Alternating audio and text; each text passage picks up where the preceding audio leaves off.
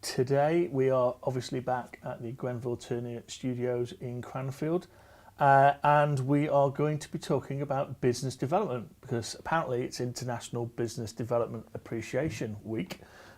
Who knew? We're very, very, very fortunate today to again not have Alex in the studio, but we do have Ishika, who is a MSc student currently doing an MSc in Strategic Marketing. And if we can bring in our guests as well, we also have Amanda, who is an MBA alumni from Cranfield. So we're starting now to expand our Cranfield presence. And what I'd like to do is, if it's possible, going with Ishika and then Amanda, just tell us a little bit about yourself. Firstly, I would like to thank Andy for inviting me, and I'm pleasure sharing the sofa with you. So I'm currently pursuing my MSc in Strategic Marketing at Cranfield University, and I am specializing myself in analyzing market trends, developing marketing strategies, and also executing effective marketing campaigns which might help businesses to achieve their goals. Right. And I saw you at Bang & Olufsen on Bond Street last week. Yes. So you're going for the real low-level kind of brand straight away there, yeah? Mm-hmm. Okay, that's cool. And Amanda, over to you. What are you doing at the moment? Hi, I'm working as business development representative in a fintech company based in London. So basically, we're doing global payments, increasing payment conversions online. And I was working as a sales back in Taiwan before, so I have a couple years of experiences in sales. Excellent. Excellent. It's a pleasure to have you both here. And obviously, we're joined by Alex and Adam. Do you want to say good morning, guys? Good morning, guys. Good morning. It's an old joke, but it keeps giving. Well, excellent. So I've got a couple of questions, and we've actually also got a couple of questions from some of the audience that have not said they're not going to be able to make it. But obviously, Ishika, you know, I've been in the same classroom as you, and you put out a great post that was really didn't kind of get sales, didn't get business development, but after obviously having kind of like a couple of hours with me, you changed your view.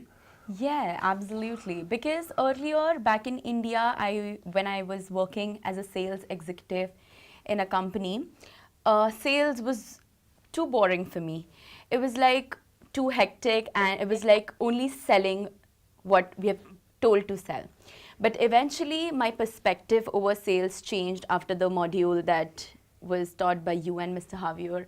So it was like earlier, it was all transactional and it was only about selling things. Mm-hmm. But eventually, I got to know that it's not about just selling, but it's like maintaining a long-term relationship with the customers as well as building that reputation with them. So in one module, we were taught by Mr. Javier about how do we speak to our customers, the gestures, the way of talking, and how not to be desperate as well as keep our point about selling something that we want to. And I feel nowadays customers are more known about what they're purchasing, unlike before. Like they do a lot of research before actually making a purchase decision. So when we had this activity in class about selling an aircraft, so it was like we are obviously known about what we are selling, but of course the customer, the one we are selling to, are more informed about what our market trends are, what our accounts are, what are the like the book value of the asset and everything. Mm-hmm. So that was literally something which I didn't knew earlier, and it was like kind of fun knowing how sales actually is a vital role in any business or any successful business strategy. Yeah.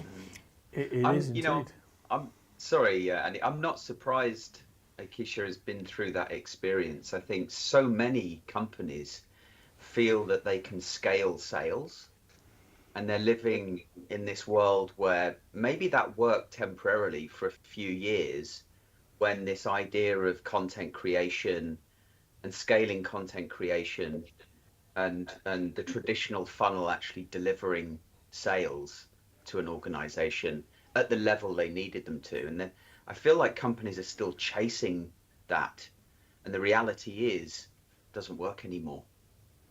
Also, I'm sorry, No I would problem. add a point here. Earlier, I would feel like sale is just selling this, but eventually now, learning strategic marketing, I feel it's like backed up with multiple things like branding, the way you present it, the advertising, the CRM system, the retail management, and everything. It should get in place, which is then the product is sold. It's not just selling or it's maintaining relationship or anything. It's just all backed together as a sale. Yes. Yeah, salespeople don't just turn up and sell. Yeah. Amanda, I'd love to hear your thoughts. I mean, you've done some selling, you've then come away and done an MBA, which obviously gives you a very rounded view of business and the things that you need to do to be a leader. And what's your views? How's your perceptions changed around it? I think my perception changed a lot in terms of I have to understand cross-departmental skills, what they are doing, not just for selling and sales. So back in Taiwan, I had an obstacle, which is I was not sure how logistics looks like, what production thing looks like, what is the accounting rules and every regulatory changes. I actually have no clue about it. That's why I pursue MBA at the first place. And during MBA, I got to learn strategic marketing as well, negotiation skills, accounting, and supply chain, and also project management. So this kind of skill kind of prepare me to understand every team's talking from each department, which is quite crucial because being a sales or business development, you have to keep an eye and monitor on every step of your onboarding process. Then you can make sure your customer has a smooth journey to help you to close the deals because it's all about closing deals and furthering the partnership, right? So that's how I learned doing MBA and takeaways. And have you found the MBA and you mentioned obviously logistics? Have you found those things have really helped you become a better kind of business development person? Sure. Because taking supply chain as an example, when I was working as a sales in Taiwan, during that time it was a COVID time, so especially our factory is in China, so everything was postponed due to the lockdown, and we are responsible for European clients. And I think the lockdown period is quite different. The Asian lockdown period is different from Europe, so I have to explain a lot of things which I don't even know because I was not based in China. And after supply chain module, I got to learn how the backend works, how works. Also for my internship, I work as a business development in JD Logistics, which is one of the biggest e-commerce platform like Alibaba in mainland China, and they are also selling some robots and automated robotic machine to all over the world. So I guess I get to know how it works smoothly and I can explain to client. But right now I'm working in fintech, which is quite different from the traditional sales because we don't have physical products.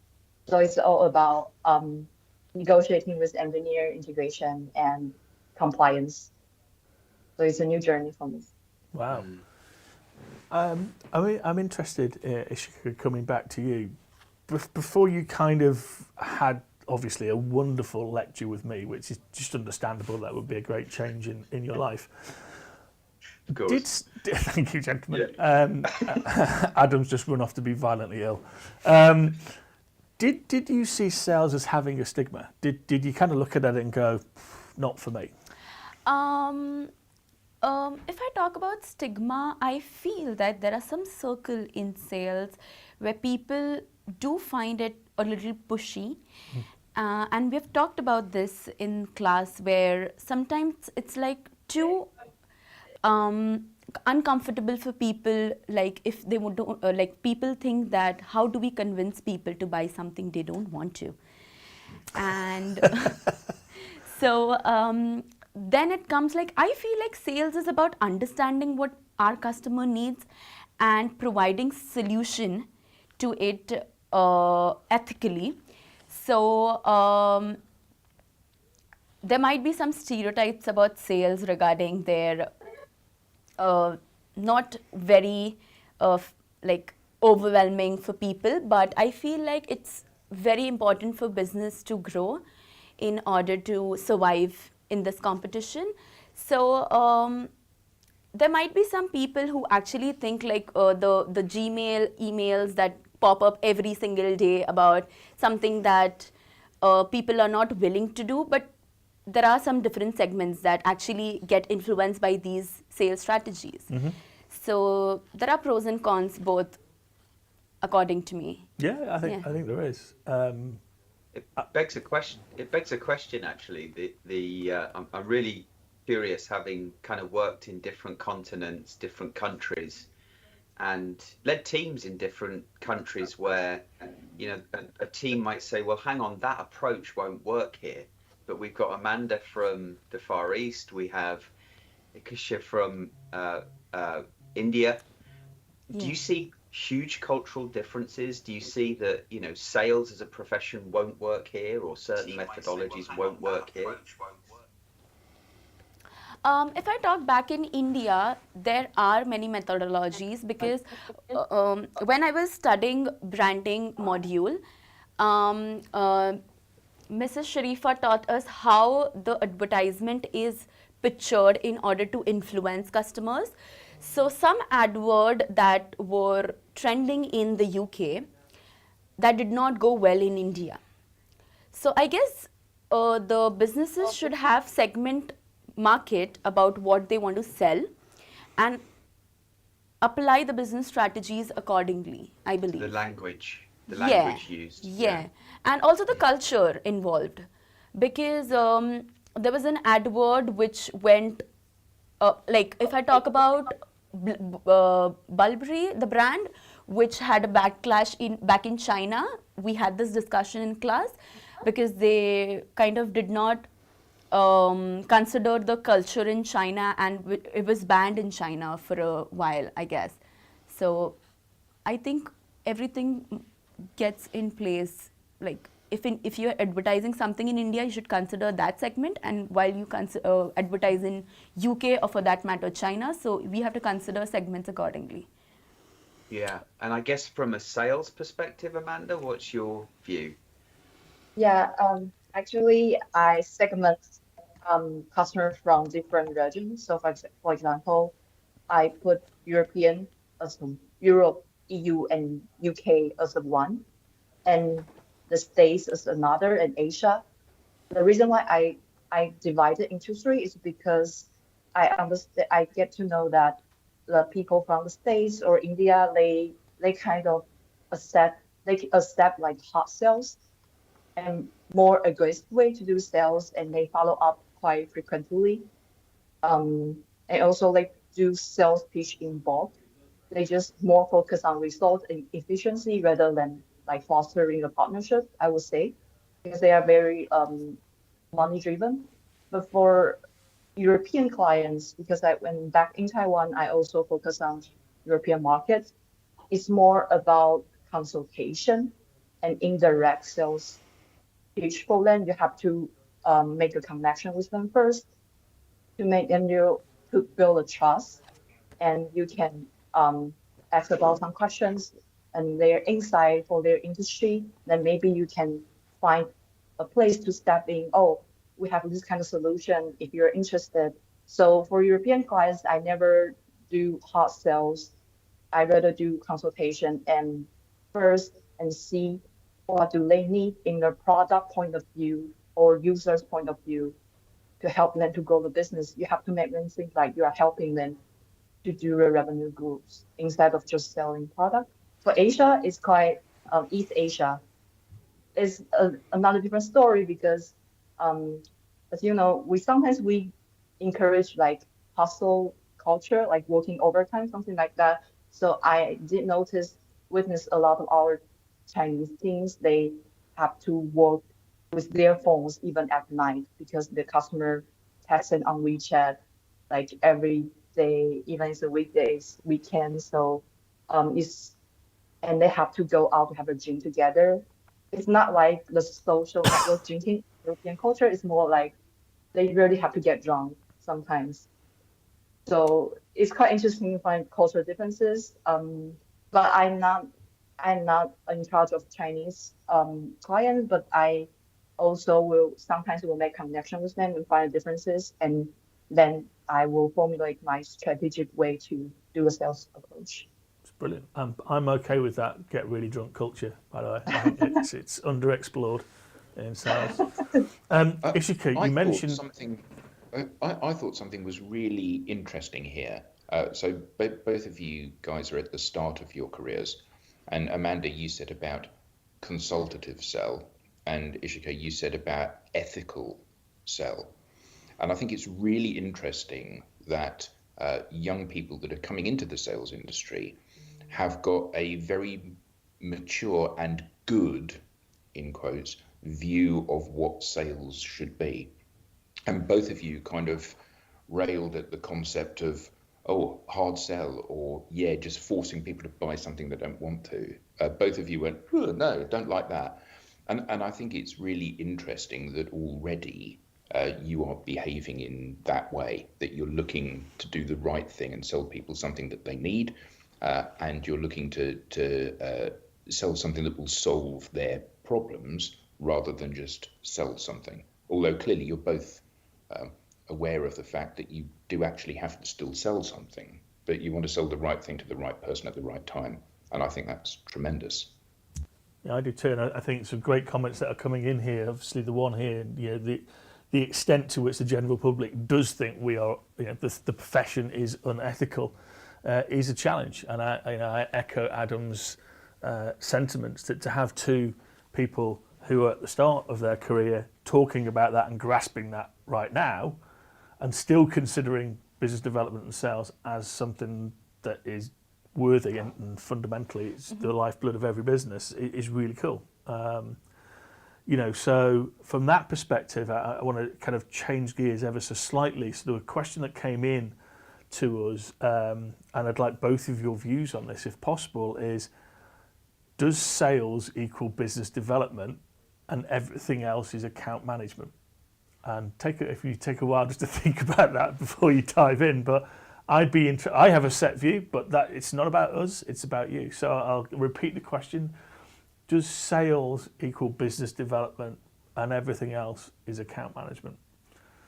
What are your thoughts here, Ishika? I feel all the three are interrelated. If I particularly talk about sales, it's about selling something which we already have, and business development is constantly evolving your company by grabbing opportunities, developing relationship or partnership with other companies, coming out with new trends, showcasing your product like completely different by from your competitors. And account management is like repeatedly keeping your customer in touch. Like if I buy a computer from a XYZ company, so I have to constantly maintain that relationship, is what account management is. But business development is like constantly evolving and grabbing new opportunities in the market, is what I believe. So these three are interrelated, which creates a successful business, I feel. I think it's a great answer. Amanda, what do you think? Is sales equaling business development and everything else is account management? I think when speaking about titles, sales will be more associated with like more junior role. For I categorize two things like pre-sales, which means sales and business development. After sales means account management. So pre-sales, two types, sales and business development. Sales for me is the more junior, like starting role. maybe they focus more on outreach and paying clients, but business development is more focused on you have to stay updated with the industry trends. You have to um, have a webinar talking about it. You have to fostering your thought leadership, or sometimes you even have to work with your another similar companies to have built a partnership together to find another way to capture clients. And so for me, business development is also have to work with marketing teams.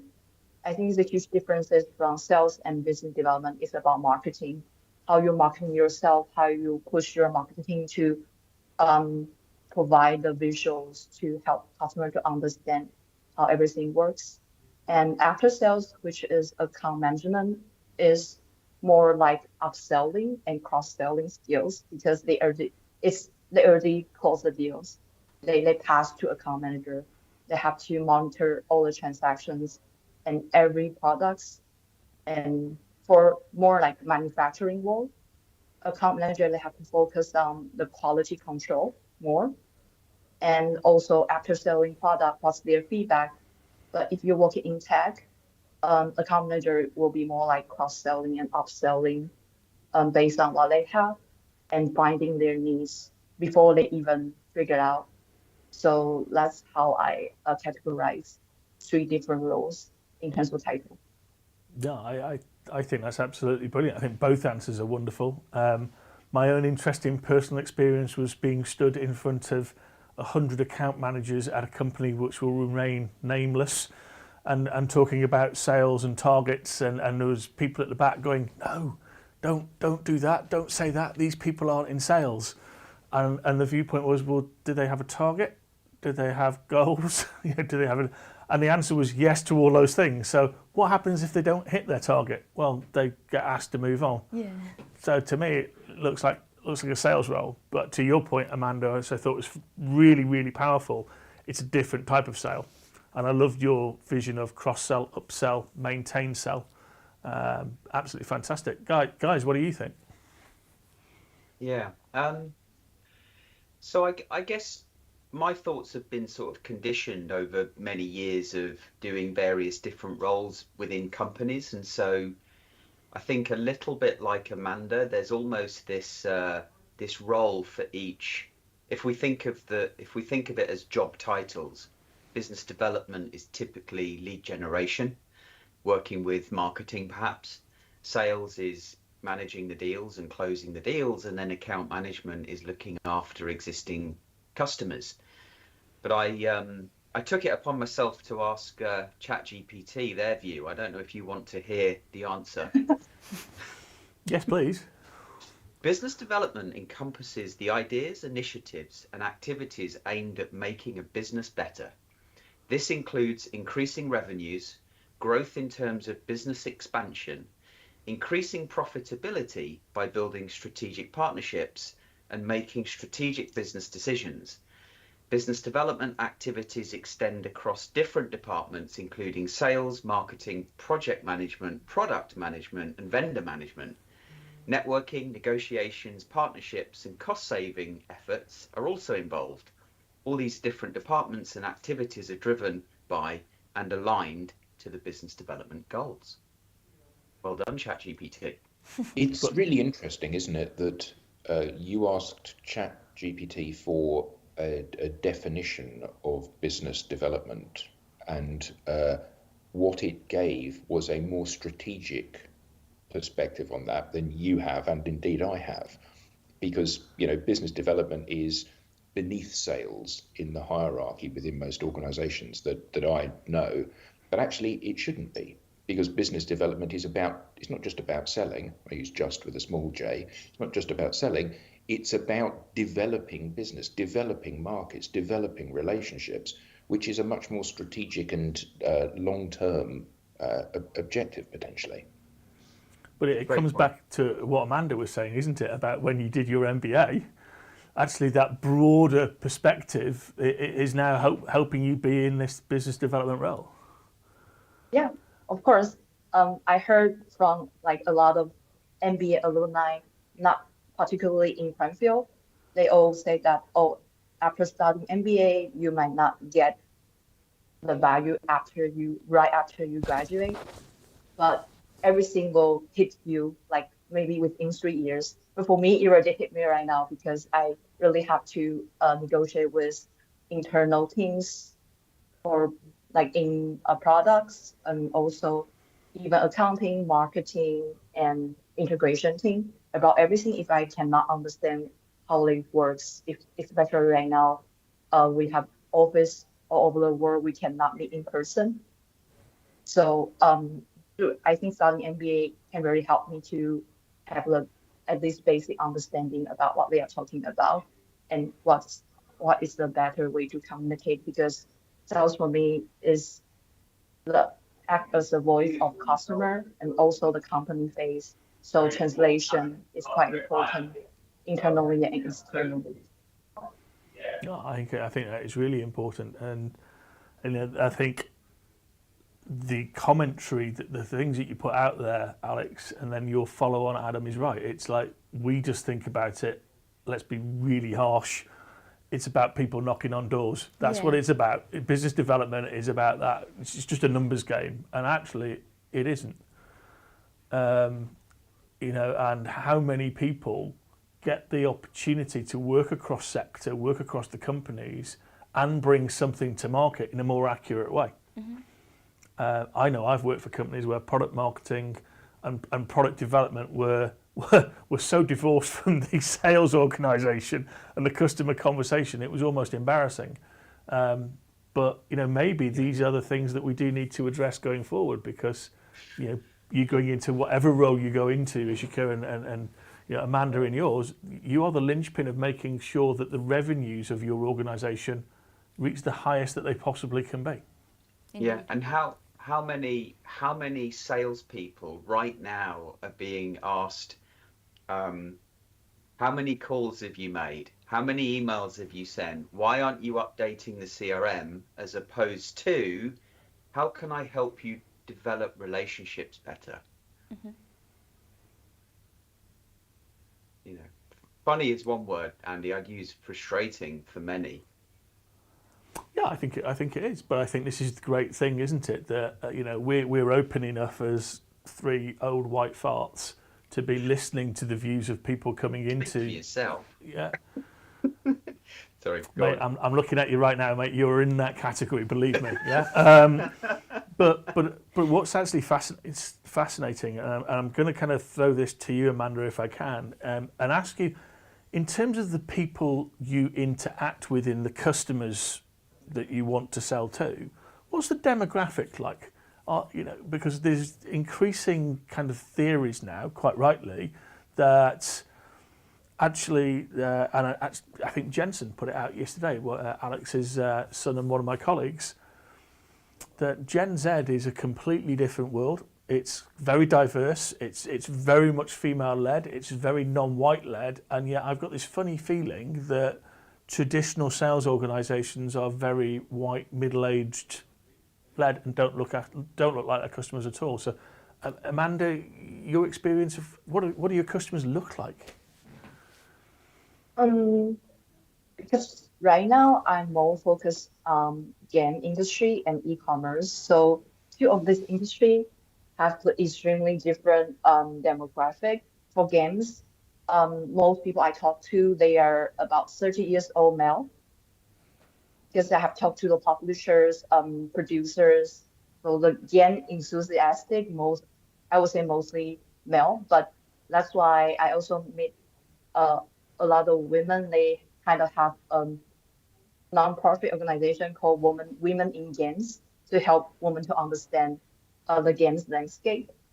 For e-commerce, depends on what we want to focus about, but according to the recent statistic, the fashion e-commerce still have the biggest proportion and market share in terms of e-commerce. So in terms of fashion, I have to deal with a lot of younger females to fostering our connections and partnership. So basically, in terms of nationality, mostly Europeans UK e-commerce industry is very advanced in the UK. I would say comparing to other European countries, it's more dynamic. And also we are not binding to the EU rules a little bit. And I met a lot of people from the US. For gaming, I got to know a lot of people from South Korea, Japan, because gaming have one of the biggest revenues actually in Asia. So it depends on the industry you are focusing on. That's a really good point. But if I switch back to the MSc that you're doing, what was really pleasing is about 50% of the actual class is female. So are you starting to see, obviously you were in India, you're starting to see more females wanting to be more commercially minded and go into the role? Well, as you said, that 50% of the alumni goes for the business development, and after this conversation I'm kind of intrigued to go to this field. So like, I'm not sure about the female or the part that you mentioned, but I am now looking for, as per the Amanda's insights, I'm like now into more going to this field to explore more about the business development thing now. Yeah, so yeah, I would look forward going there. I think, you know, this is a bit of a self-defacing, but I used to work for a very big IT company, and I remember we went to see Avon Cosmetics and the CIO, and we walked in and she was a female, and every member of the team, including IT procurement, was a female, and we walked in with every member of our team being male. And the CIO turned around and went, "What's wrong with this picture?" And that was 15 years ago. And I think it's brilliant that we're bringing in young, diverse people into these roles. I mean, you know, we've got to look like customers. We've got to be interconnected, and it's taken a pandemic to make most sales organisations be digital and hybrid, whereas, you know, young people like yourselves are connected in so many different ways, and collaboration digitally is just something that you do. And also the advancement of the AI nowadays, the virtual AI, the augmented reality and everything. Yeah, I mean, in class I was amazed. I put up a spreadsheet and everybody took a picture of it, and within 3 minutes it was actually a spreadsheet on their telephone, and it blew my head. And it's like, whoa, hang on a minute. It's like, you can do that with Excel, and it's just like, you're so old, Mr. Professor. It's just like, yeah, that's very true indeed. Yeah. So, any closing thoughts from our guests offline? Amanda, any thoughts that you have to leave us with? I think if we're talking about the future of the business development, it's more like how can we leverage the advanced AI tools and platforms to maximize our resource, at the same time minimize our like I would say routine works. So I don't think AI can replace sales in the future, because it's all about human touch, creativities that AI is not good at. But it's better to think how can we utilize that to make business development more comprehensive, like especially combined with VR and AR technology, we can create more immersive experience for clients to make them experience our service like right in front of them, as long as they have the headset, something like that. And yeah, I think I'm very excited about the future of business development. How can we work with the AI? Yeah. Excellent. And in a couple of sentences, what's your I would closing completely thoughts? agree to Amanda's saying. I feel like the future business development is more like AI based, but I feel like AI can do the boring stuff like managing data and everything, but people should be for the human touch and the thing that we talk to customer, understanding customer, though it can be done by AI as we were discussing back in class, but I feel that human touch should be there in business development thing. Yeah. That's brilliant. Well, thank you for everybody. Thank you, Amanda. Thank you, Ishika. Thank you, Adam. Thank you, Alex. Thank you to the studio here. Please do join in. We've got a really packed agenda over 7 shows next week for the week which is International Women's Week. And But you'll find actually as we go forward, we'll be handing the show over to a huge amount of female presenters next week and for the rest of the year. So really, really excited about that. Thank you for everyone, and bye to everybody out there. Thank Bye-bye. you. Bye all. Thank you, Thank everyone. you. Bye bye.